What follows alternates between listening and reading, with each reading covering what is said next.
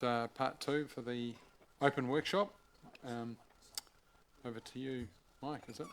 Yeah. Thank you. Just for context of what we're covering this afternoon, it'll be a fairly short 3 items. So the first item came out of the funding review, looking at the curbside recycling, just a slide on the details of that. And then question was asked about whether we should have a targeted rate for the rural bins contract. So we've got some information on that. There is a paper that we will share with you, but we've got slides just giving you the outline of that. Claire will do number one. Robin will do the vision for Whanganui update, just where we're at with that. And then Elise will come and do the performance measures. So these are three fairly quick topics. So over to you, Claire. Thank you, Mike. Through you, Your Worship. Just to run through, so have I got the pointer? There we go. Just as an advice, really, we obviously set up the curbside recycling service to start from 1 July 24. We just wanted to advise you, when we did the long-term plan amendment a couple of years ago, we basically updated our revenue and financing policy so that at that time we agreed to use a targeted rate to fund those services, recycling and food waste. That will kick in on 1 July 24, and we will consult on that rate, setting up that rate through our long-term plan. It will be a targeted rate to all residential properties in the serviced areas, and non-residential properties in those areas will also be able to opt in if they wish to, on a residential service scale. So the targeted rate will be set up per SUIP, and it will apply to properties to which council provides the surface. So that will happen through the long-term plan. The rural bin collection, there was a question from Councillor Rob regarding the funding of this service, so we just wanted to cover that off with you with a bit of information. I'll go through it relatively quickly.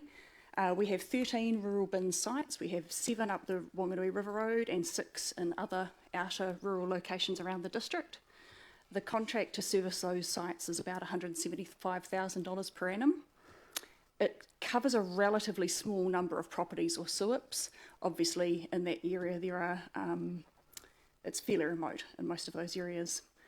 236 SUIPs, some of those may actually be bare land. It's quite difficult to identify those easily.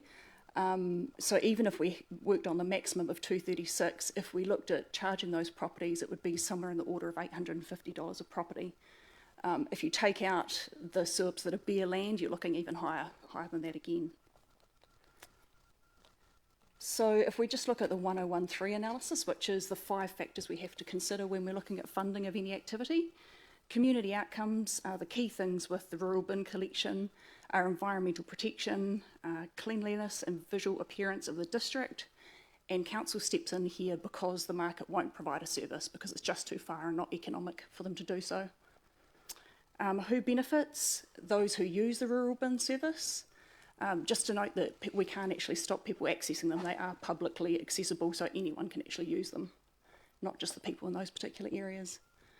Also the wider community, obviously it contributes to the cleanliness of the district and our environmental protection. Visitors, obviously the River Road, significant number of visitors, and again that cleanliness and tidiness and the environmental factors there. Who creates the need? The residents in the outer areas, although as we stated, anyone can actually access them. We can't exclude people from driving there and putting things in those bins. Also visitors. And the costs and benefits of funding separately. We don't have an existing rating category that covers that particular rural area. So if we looked at rating these properties, we would have to set up something completely new. Obviously, we'd have to identify those properties that actually have residences on them and have people living on them. We don't want to charge that rate to bare land. Obviously, there's an ongoing admin, and there's not really a clear demarcation of where you would put that service area because, as we said, anyone can drive to them, so there's not a clear kind of cut-off. If we did rate it separately, it also may trigger some counter-arguments about the funding that those people in those areas put towards services in the city, so I think we just have to be a little careful there. So in summary, it's not a service provided at the property gate, it's a bin that is openly accessible. we would need to probably consider some public good element, because obviously the cost per suit would be excessive, and there are benefits to the wider district as well. While the properties do benefit from a rates-funded waste drop-off service, they do also probably have slightly less access to some of the facilities in the city. So I think we would just have to be careful about that user pays argument. At the end of the day, rates are a tax. We would have to set up the new rate and rating category, as we discussed. And also, if we stick in a really high rate, it may encourage people to take advantage of that service to effectively get their money's worth, I guess, out of it. So we just got to think about the broader objectives here. Our recommendation is to continue to general rate fund that activity. We can look at reconsidering the split between residential farming and commercial, but we'd probably wait till we've got the final budget figures before we go down that track. The second part to the rural waste service was the peri-urban bag collection. So this is in the slightly closer to town areas on the outskirts of the city. Low-cost bins services this area as a private service, basically a user pays service, so that you can do stickers on bags or wheelie bins. However, there are some roads that they don't go up, and at the ends of those roads there are 3 sites that we have for bag drop-off locations. They're supposed to have stickers on the bags. That doesn't always happen. There is an element of illegal dumping at those 3 sites. We, again, can't really say that that's necessarily coming from that peri-urban area. There is potentially an aspect that's actually coming from the city and being dropped to those sites.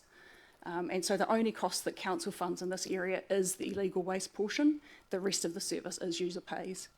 And so, again, our recommendation is continue to general rate fund that service. That's me. Any questions? Happy to have feedback or questions. That's great. It's very succinct. Keep it short. Rob? Yeah. Well, as you know, this is an age-old question which I've raised on quite a number of occasions, and it's based on the difference between the urban area and the rural area. And the urban area is completely user pays, whereas those in the rural area, as far as the bins are concerned, basically it's paid by the general rate, and the vast bulk of it, of course, is paid by the residential ratepayer within the urban area. I believe that a more equitable way could be done. I'm unconvinced about the argument about the targeted rate, because I know that in Manawatu Council they do. So I don't know why that is, but that needs to be looked at.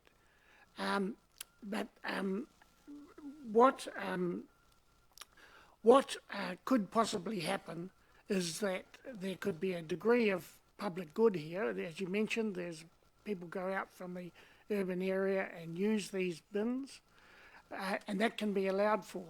At our waste meeting, we had a report come before the waste advisory group, and the figure that was put in front of us was $400 per annum, not $852, and that was without a subsidy. So obviously there's been a change of thinking between the report that was obtained before. Maybe that's to do with the number of properties, I don't know, but I would like that checked, because one of those reports is incorrect. The cost of the contract has actually gone up since then, so that's part of it too, and the number of properties has come down as we've looked at what's in the area and what actually would be chargeable. Okay. So there's two So factors. what was being looked at was, if there was, say, a 50% public good factor, which I think would be fair, at least, that the cost would be around $200, and that is no more than an urban person pays to have their waste collected. And basically what's happening in the rural area is that these are transfer stations, basically, free of charge, because people can just drop anything off there. And while they're supposed to put bags there, there's all sorts of other rubbish going there as well. So I accept that you've re-looked at this, and that you are going to review the general charge split but I believe at the moment that split is loaded onto the rural sector higher than the normal population-based split. Is that right? Yep. So at the moment it's residential 50%, farming 30% and commercial 20%. Yeah.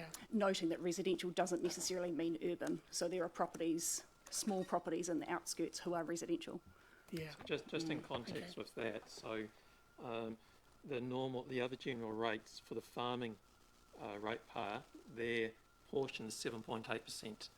For this particular activity, it's gone up to 30%. So there's quite a large loading onto the farming sector for this waste activity. Yeah. Okay. I haven't got anything else to add. Thanks. Awesome. Thank you. Are you able to go back to that previous slide? Okay. The third to last dot point. Low-cost bins have a contract for 45k per annum to take any illegal waste, unstickered bags from the 3 bag drop-off sites, and part of that is for the public good. So, if my math is correct, 3 sites, once a week, we're paying roughly, under that contract, $800 or so per week for them to do that service and to collect those unstickered items for the public good. Yeah, I think it was about 3,800 a month or something. Yep. Yep. Yep. Okay, I'm good. Yep.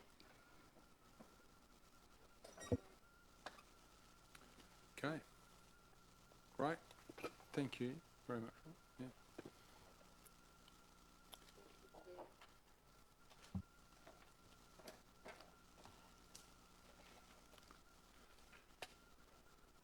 Thanks, Claire. Welcome, Robin.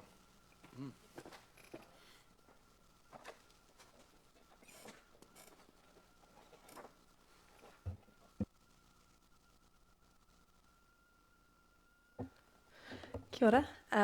So I'm here to provide you with a brief update with the Vision for Whanganui work as we work through the review of the leading edge strategy. I also wanted to welcome Nani, who's part of the Iwi Hapu steering group. So as you know, we've been out and about in the community, encouraging people to take part in our well-being survey. And the purpose of today is just to provide you with a bit of a summary of this engagement and to give you an initial understanding of who we've been communicating with. So in total, we have arranged 15 engagement events, and all of the events have been listed up on the screen there for you. So these kind of ranged from pop-ups to sausage sizzles and even a world cafe. And I also wanted to highlight the strategic forums that have been facilitated by Mayor Andrew. So there were 4 forums in total, each of which was centred around one of the 4 well-beings, so social, cultural, environmental and economic. And they essentially brought together a selection of local experts to think strategically and to help set the direction for the Vision for Whanganui. So this is going to be incorporated into the work that we're doing. So I'd like to extend a thank you to Andrew for hosting these forums and the help of David, Ariel and Kirsty. As someone who's came along as an observer, there was some really rich content coming from these, so yeah, thank you for that. And with that said, I wanted to also give you an understanding or reminder of all the inputs that are going into the process as we start to develop the strategy. So they've been listed up there on the screen for you. So annual plan pre-engagement, which happened way back in April. Those community-led meetings, those one-on-one, the pulse survey, these engagement events, survey results, the strategic forums, and then the Ropu steering group. So we received 661 responses from the survey, which was a great achievement and well beyond our target number. And with that number, it also gives us statistical confidence as well that the responses given are in line with the whole population of the community as well. And I've also noted up there that we have received over kind of 250 plus additional comments. So there's a lot for us to get through. And that comes with the likes of post-it notes and any other things that we got the community to engage with in these events. So On this slide, I just wanted to give you a bit of a flavour of how positive and constructive some of the feedback was. Granted that the question that I pulled these verbatims from was, what do you love about Whanganui? So naturally they are going to be quite positive. But generally speaking, it was a really, really great process to go through. And I just want to extend a big thank you to everyone involved, everyone who attended, and the community as well for giving us some really great feedback to work with.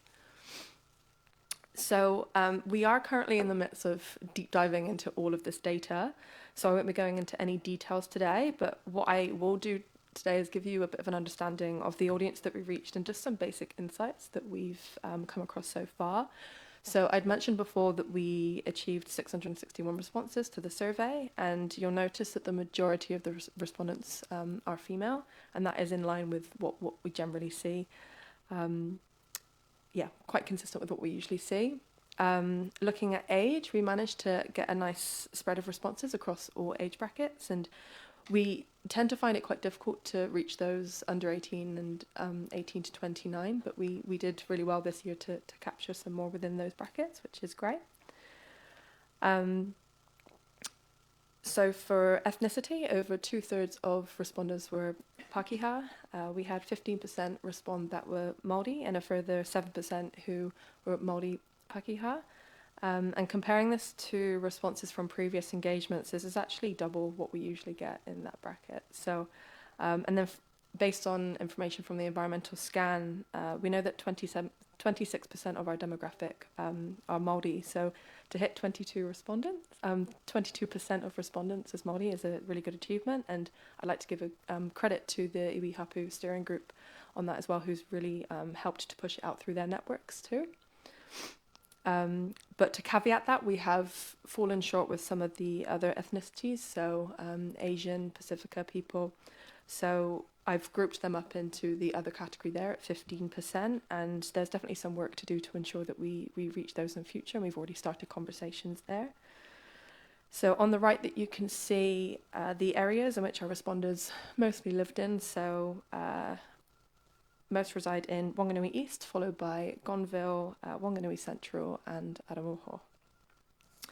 So as a well-being survey, we asked a lot of questions focused on what influences your overall well-being. So I just wanted to show you some of the kind of key themes that are coming out from in the responses. So these are kind of the key areas that the community are saying that have an influence on their well-being. So social connections, physical, mental, and emotional health, mental and emotional well-being, outdoor and environmental, hobbies and personal interests, safety and security, work and career, accessibility and convenience. And of these influences, we're saying how people and connection are the number one things that people care about. So on the next slide, I'm just going to give you one graph, and it's just based on two of the questions that we asked. So we asked in aim to help us understand what influences communities' well-being in a positive and negative way. We essentially asked the question, what influences your well-being in a positive way? What influences your well-being in a negative way? And we tallied up the responses by the themes given, and you can see on the screen there that not only is social connection the biggest contributor to well-being in a positive way, but it's also the biggest contributor in a negative way. And you can see similar kind of themes with some of the others as well. So it's kind of been described as two sides of the same coin.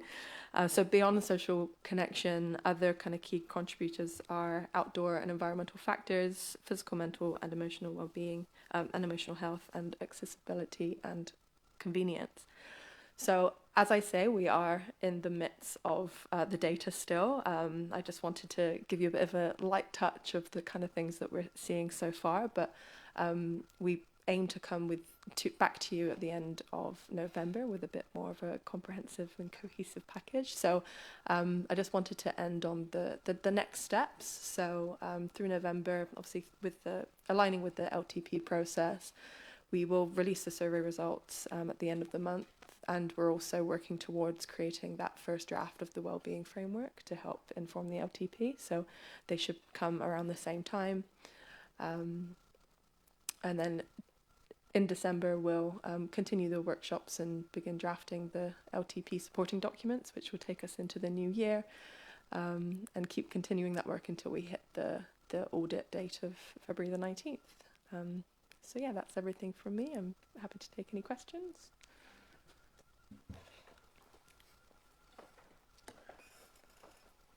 Great. Peter, you've got your microphone on. I think it might have been on before. Yep. Okay. Fire away. Through the chair. Before the next steps, you had a slide there with social connection, and it had the biggest influence, both negative and positive. Could there be a correlation between that and social media? You know, with the negative, because there isn't, or there's that distance of social connection. Possibly. Based on the insights that we got on the negative...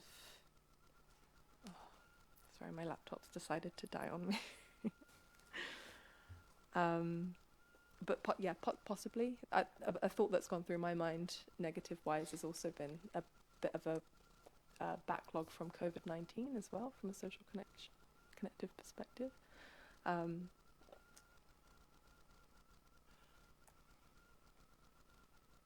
So the kind of top level comments that came out of social connection from a negative side of things was feeling excluded, bullying with the community, disconnection with the community, racism and division, lack of respect, negative attitudes, general negativity. So they were the kind of core things that were coming through. Social media hasn't been mentioned, but that's... but a lot of those are influenced by social media. You know, and could argue that, yeah. Yeah, I will argue. Yeah. Thank you. Yeah, Philippa. Yes. Oh, thank you. Thank you for the update.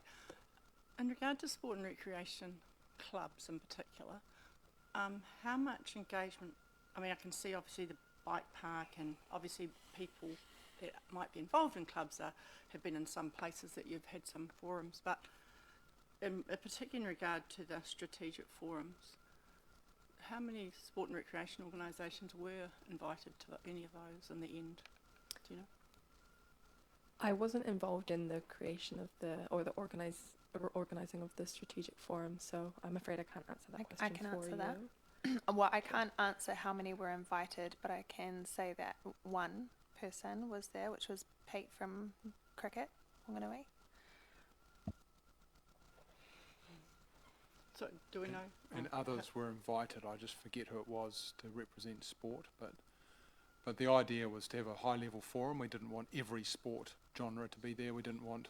I mean, we just didn't have the room to do that.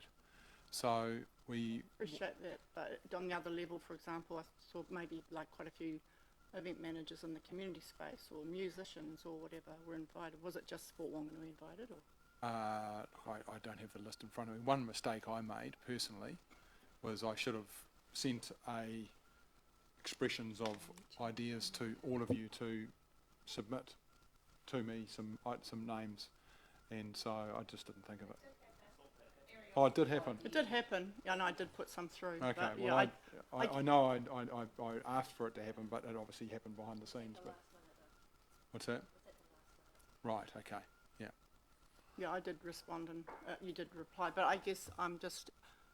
I mean, we've got a pretty, in some ways, yeah, I guess my question would then be, how important do we think that is, you know, a vision for Whanganui, and how, and you know, I'm just talking sport and recreation, we've only got to, we haven't got a lot of time, you know, now, so if so how do yeah. we get any input on, you know, because like I said, you know, Sport Whanganui has a clear role, but it's not day in, day out involved in, and we've got some, you know, we've got some big sporting organisations, Whanganui Rugby, Whanganui Netball, for example. They're pretty big organisations with lots of members, football,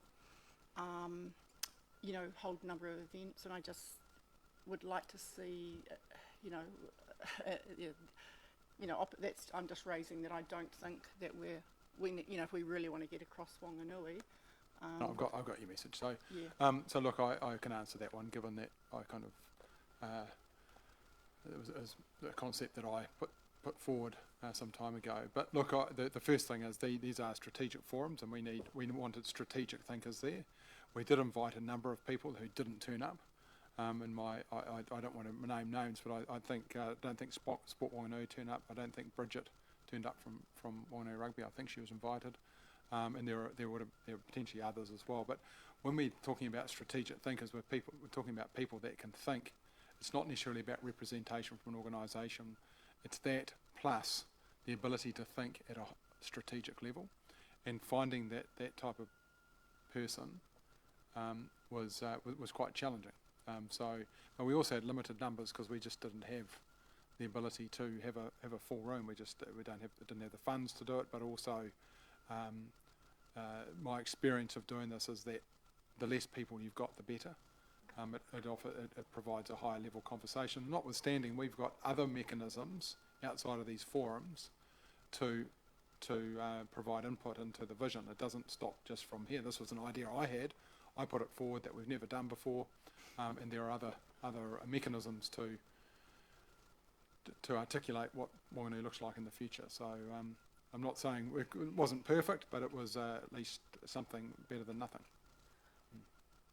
If you don't mind, it would probably be worth me saying as well, we did speak with Sport Whanganui and at the beginning of the process through the community leads when we were having one-on-one conversations as we started that journey. And we also interacted with Sport Whanganui to talk through accessibility and gain contacts through them as well. So there has been some interaction as we've moved through.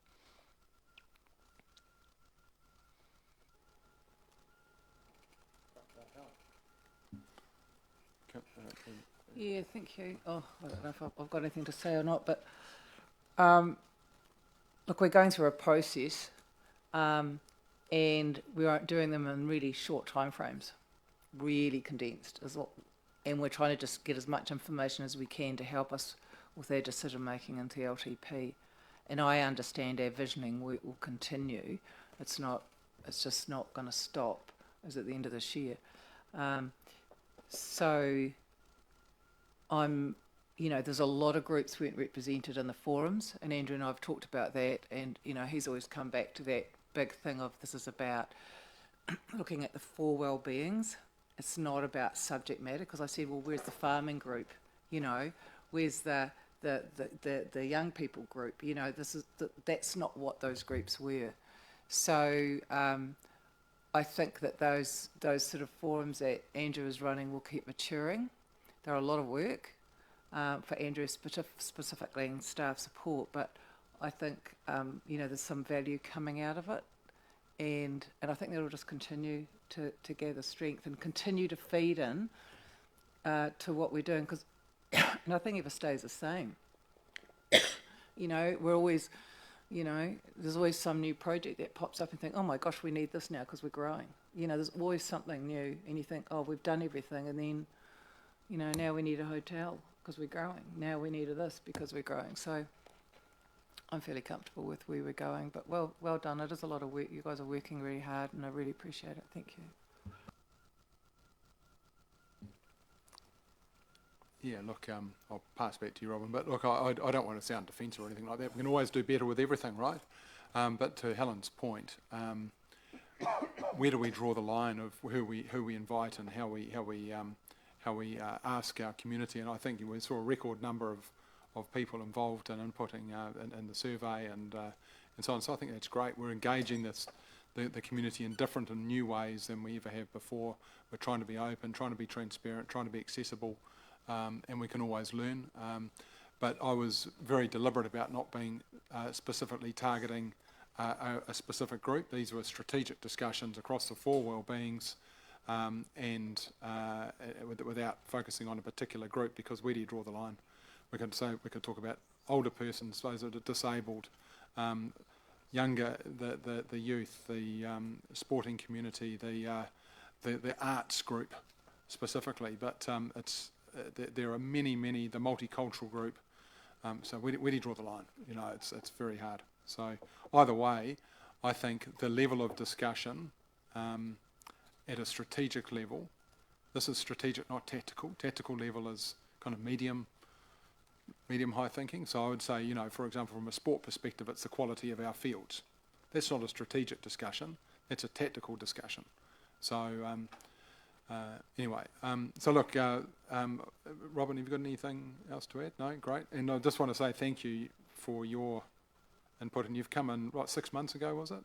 Yeah, no, you've come in very fast and quick and got up to speed with something that both the process and the content. So I think, you know, the outcome of what you've received so far, I'm looking forward to seeing what Leading Edge 2.0 is going to be actually. But yeah, and I'm not precious about a name change, as I've said to you. Right, so yeah. Oh, okay. Oh, you're here. So I felt something going on. Yeah. Kia ora koutou. Thank you. I'm just going to swap this over to my, hopefully I don't break it, as I tend to do. This is working. So, kia ora koutou, I won't be here too long. I'm just doing a very brief introduction to performance measures today. So I'll probably only be 5 minutes at the most, hopefully. So earlier today, you've received the annual report for the year, and as you're well aware, that's a key part of reporting back on our performance measures and what we achieved over the last year. So now through this long-term plan, it's our time now to look forward and to look forward to the performance measures that we want to set over the next 3-year period. So why is it all important? Probably speaking to the very well-informed, but just for those who are listening in, obviously setting measures is a really important function in terms of ensuring that we're customer-focused and we're demonstrating what we deliver for the community. The performance measures help us to identify areas where we may need to improve the delivery or provision of services. And it's really important that there is that line of sight that takes us all the way through from the vision that we're developing now, all the way through to our targets and our performance measures. So just sort of reiterating, there's a lot happening, and the thing is that ideally you would do these in order from the top down to the bottom of this hierarchy, but we're having to do everything all at the same time and bring it all together at the end for you. As mentioned through the Vision for Whanganui work earlier, we need to also set those community outcomes, and that's how we're contributing to wellbeing. And then we need our measures to connect back to that wellbeing, so we can actually review and report on how well we're going against the objectives we set ourselves. So hopefully you've all seen volume 2 of the long-term plan. It's a bit of a scary document. It's pretty big and large, but that is where you will find our existing performance measures, and they are grouped there with the community outcomes, as mentioned first, the levels of service, performance measures, baseline and targets, and then how we're going to actually measure, so the means by which we might measure them. And you'll see that they're grouped by activities, and these groupings are quite important because the rationale for providing the services in each group should be the same, and it should be really clear to the community as to what we're providing under each activity. And there are 5 mandatory groupings that we have to include, there's actually only 4 that we have to include because we're not a regional council, so we have to include the 3 waters and roads. So if I just jump over here, we've been working on some proposed groups of activities for you to consider. I don't want comments on these today, if that's okay. It's really just for you to see what these groupings are, and that we are working on adjusting these and making sure that they are reflective of the full amount of work that council does, and just ensuring that we have alignment and clarity on what these are. So moving down the hierarchy there, we then need to really do more work on the actual performance measures to understand what exactly is the measure, what is the target, and then the process by which we're going to measure it. So we have 130 performance measures at the moment that we have to report on, and 25 of them are mandatory from DIA. So we're not trying to avoid reporting, but as per the earlier discussions, we're trying to make this more efficient for everyone and more meaningful for the council and the community that we serve. So they need to be fit for purpose. So we're looking at these and we're asking, we're looking at all of our performance measures and doing a deep dive with activity managers over the next couple of weeks, identifying where they can be improved or where there might be gaps. And we're looking at them and we're saying, are they relevant? Can you understand what they're saying? Are they comparable? Are they transparent? Are they timely? Are they verifiable? So the reporting needs to strike the right balance and being concise and accurate and covering all aspects of the council's performance, but focusing on what's important to the community. So just picking up some of the points in the earlier annual report item. It's really important that we're transparent about what went well and what didn't. It's really important that we show how we've engaged with the public and how we've done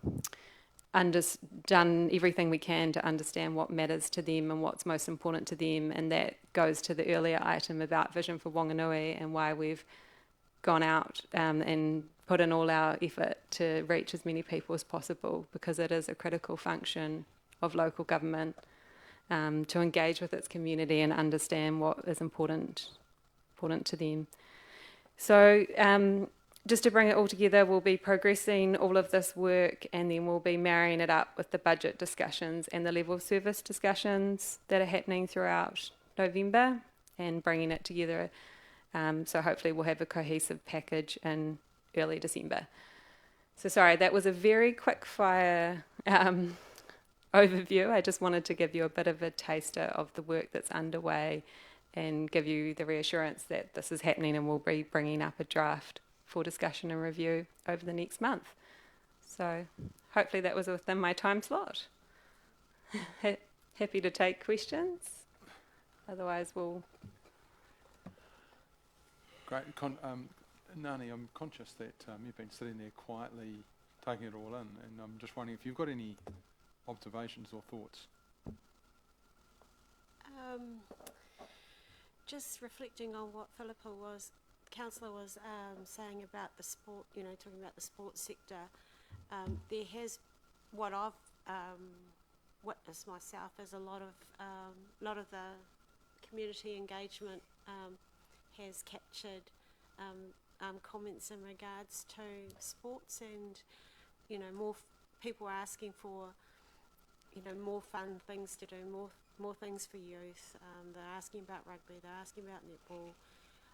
So I'm kind of confident that if those comments are integrated, that sector has been looked at or is being looked at.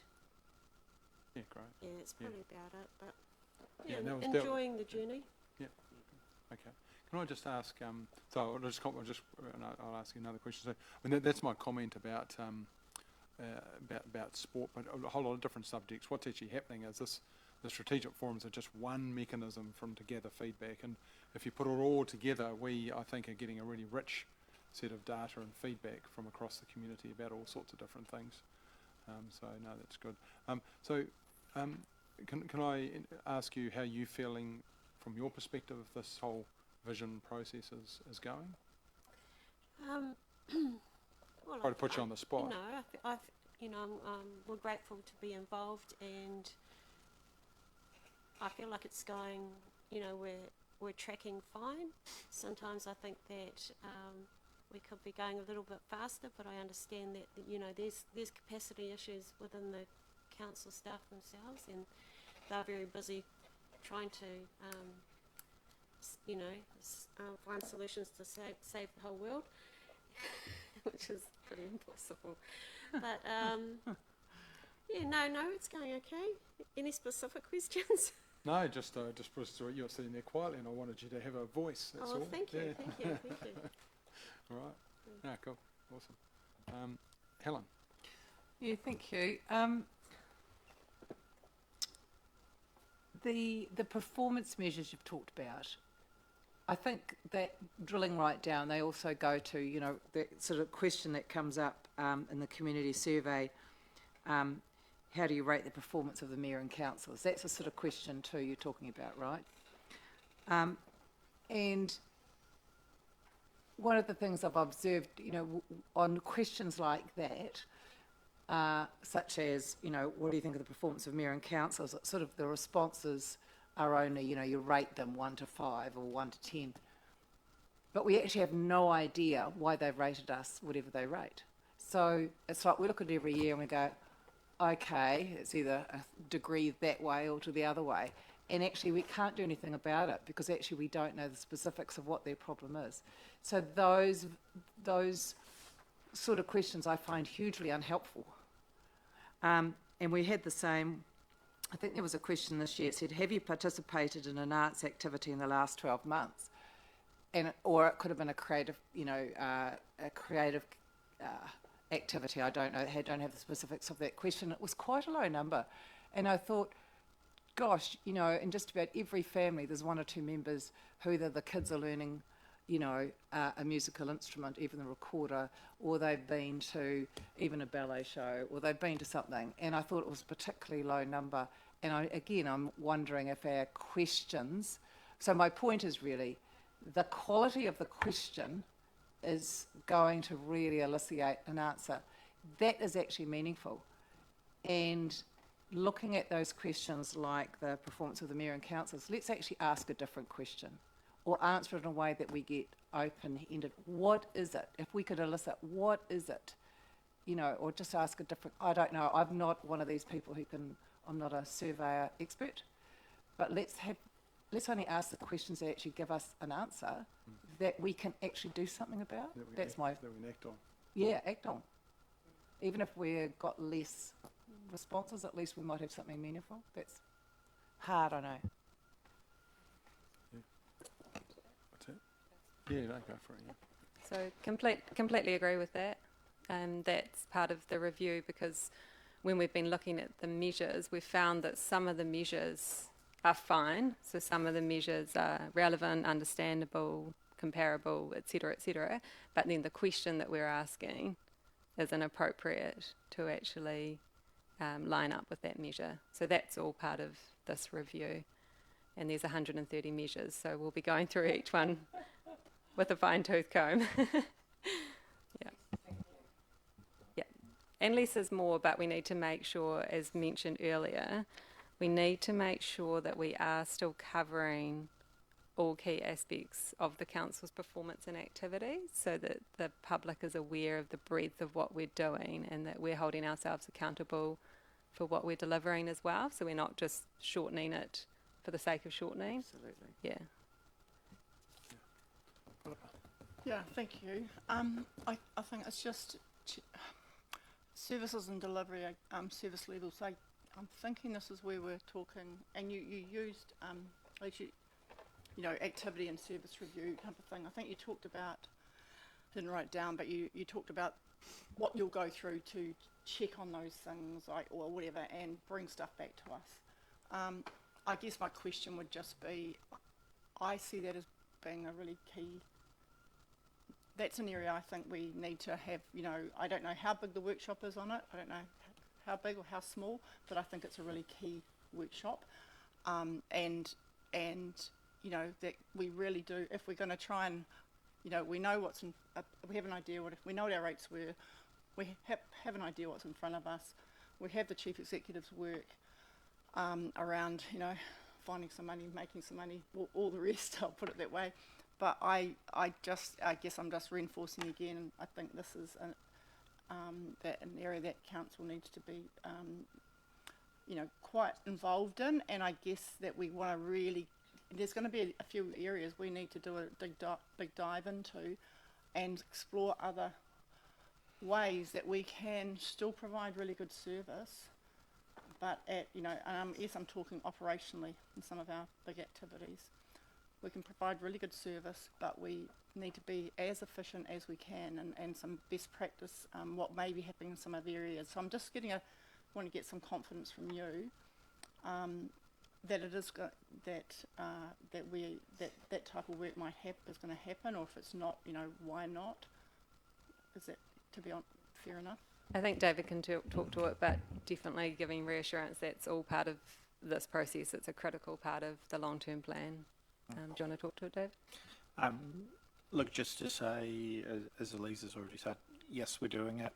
It's going to be part of the suite of November workshops that we bring back to you, and I was going to briefly talk about it once we wrap up this public part of the workshop. Thank you. All right, no further questions. Thank you, Elise.